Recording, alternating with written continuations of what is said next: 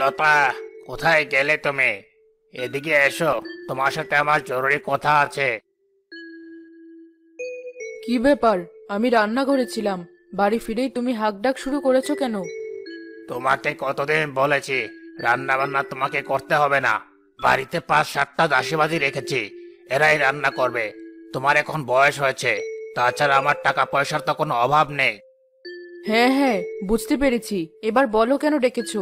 আমাকে আবার রান্না করে কাজ করতে যেতে হবে। কাজের লোকের হাতে রান্না ছেড়ে দিয়ে আমি একদম ভরসা করতে পারি না।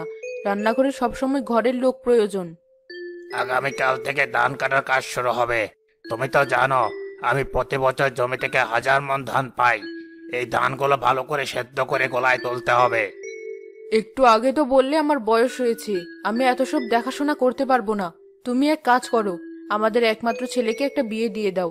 ঘরে একটা বউ আসুক, সে এসে এসবের দায়িত্ব নিক। তা বেশ ভালো বলেছ।